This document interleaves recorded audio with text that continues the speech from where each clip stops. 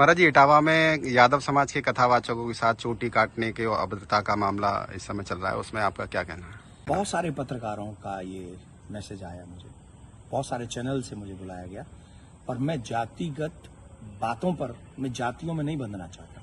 मैं सनातन कार्य के लिए कार्य कर रहा हूं, मैं सभी सनातनियों को जोड़ना चाहता हूं। रही बात चोटी काटने की, गलत है। किसी के भी साथ दुर्व्यवहार नहीं करना चाहिए। कोई भी किसी भी प्रकार का दुर्व्यवहार करता है वो ठीक नहीं। हम तो इसका प्रचार करते हैं, तिलक रखो और चोटी रखो, कलावा बांधो, कंठी पहनो, इसका हम प्रचार करते हैं। रही बात दूसरी कि जो लोग जातियों के लिए, मैंने तो देखा कि एक गांव में घटना घटी और उसमें बड़े बड़े देश के बड़े नामचीन नेता आकर बयान दे रहे हैं और वो जातियों के विरोध में बयान दे रहे हैं, और वो वही काम कर रहे हैं जो अंग्रेजों ने किया था। मैं ये जानना चाहूंगा, अभी आप लोगों ने भी सुना होगा, मथुरा में एक कांड हुआ था, एक टेम्पो वाला पकड़ा गया था और उसने 23 लड़कियों के साथ दुर्व्यवहार किया था। उनकी वीडियो, उनकी पिक्चर्स और उनके सब हैं, और वो हट जाति के थे। वो बच्चियां जो थी वो हट जाति की थी। तब कहां चले गए ये सारे मर्द? क्या एक पुरुष का मान सम्मान स्त्री के मान सम्मान से ज्यादा है? हम स्त्री के मान सम्मान के लिए क्यों नहीं खड़े हुए? इसका मतलब ये नहीं मैं कह रहा हूं कि पुरुष का अपमान हो जाए तो हो जाए, अपमान किसी का नहीं होना चाहिए। जब लोग मूत्र जिहाद करते हैं, लब जिहाद करते हैं, थूक जिहाद करते हैं, तो वो जब थूकते हैं ना भोजन में, तब इसलिए नहीं थूकते कि ब्राह्मण पंडित जी जय लेंगे। उसमें सब आते हैं, पंडित जी भी आते हैं, यादव जी भी आते हैं, सिंह साहब भी आते हैं, अग्रवाल जी भी आते हैं, चौधरी साहब भी आते हैं, लिमका भी आते हैं, ढिमका भी आते हैं, सब आते हैं। वो सबके लिए थूकते हैं, वो सबके लिए मूतते हैं, वो सबकी बहन बेटियों पर नजर रखते हैं। तब क्यों नहीं बोलते हम और आप सभी? बताइए, मैं जानना चाहता हूं। ये जितने भी लोग आज विवाद कर रहे हैं, ईमानदारी से बताइए, भगवान श्री राम किस लिए आए थे?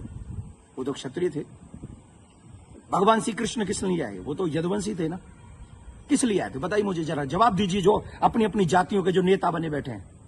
मैं जानना चाहता हूं आपसे, जितने भी अवतार तुम्हारे सनातन में जिन पुराणों के अनुसार हुए, जिन पुराणों के अनुसार तुम अपने आप को हिंदू लिखते हो, किसके लिए अवतार हुए थे? वो धर्म की स्थापना के लिए हुए थे, और धर्म की स्थापना करना ही हम सबका दायित्व है कि हम इस देश में धर्म की स्थापना करें, ना कि धर्म का खंडन करें। हम सबको चाहिए कि एक साथ रहकर अपने धर्म का सम्मान करें, अपने धर्म को बढ़ाएं, अपने देश को बचाएं। ये हम लोगों की ड्यूटी होनी चाहिए। और जितने भी यदुवंशी सुन रहे हैं ना, my dear, listen to me. निश्चित तौर पे मेरा जन्म जो है ब्राह्मण कुल में हुआ है, लेकिन आपको एक और बात बता दूं, यदुवंशी मेरे हैं सब। पूछिए कैसे?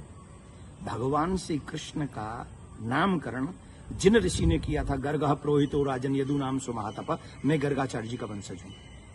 क्या मैं आपका बुरा चाहूंगा? क्या मैं जाटवों का बुरा चाहूंगा? मैं चौधरियों का बुरा चाहूंगा? मैं बनियाओं का बुरा चाहूंगा? किसी का बुरा नहीं चाहता। मैं आप सबका भला चाहता हूं और इस देश का भला चाहता हूं। अगर आपको ईमानदारी से अपने इष्ट में निष्ठा है, राम में, कृष्ण में, परशुराम में, हनुमान में, देवी में, देवता में, तो आप शास्त्रों के बताए हुए मार्ग पर चलिए और धर्म का पालन कीजिए, और उन विधर्मियों से लड़ने के लिए तैयार हो जाइए जो हमारे देश में जाति का जहर घोलकर, कई बड़े बड़े नेता हैं, जाति के नाम पे कूद पड़े। बस चुनाव की सभाओं में बोल रहे हैं, चुनाव के एक कथा, अरे तुम्हारे इस नाम पे वोट लोगे? लेकिन महाराज जी, सवाल ये आ रहा है कि ब्राह्मणों के अलावा और कोई समाज का व्यक्ति कथा कर सकता है कि नहीं कर सकता? क्यों नहीं कर सकता भाई? कथा प्रवचन कहीं भी करे। हम अपने बच्चों को कहानियां सुनाते, कथा सुनाते हैं, क्या बुराई है? हर एक जाति के व्यक्ति, मम्मी पापा, दादी दादा, नानी नाना तो अपनी ही जाति के होंगे ना। कहानी सुनाए, कथा सुनाए, कोई बुराई नहीं है। लेकिन व्यासपीठ पर बैठ के सप्ताह करना, देखिए उसकी विधा, हम शास्त्रों की बात करेंगे। यहां मैं अपनी बात नहीं करूंगा। मैं ब्राह्मण कुल में मेरा जन्म हुआ है, लेकिन कितने ऐसे कार्य हैं जो मैं खुद नहीं करता। जैसे यज्ञ कराना मैं नहीं करता, क्योंकि उसमें मेरी नॉलेज नहीं है। विवाह कराना वो मैं कार्य नहीं करता। अंतिम संस्कार में भी जो 16 संस्कारों में से एक है, मैं वो नहीं करता।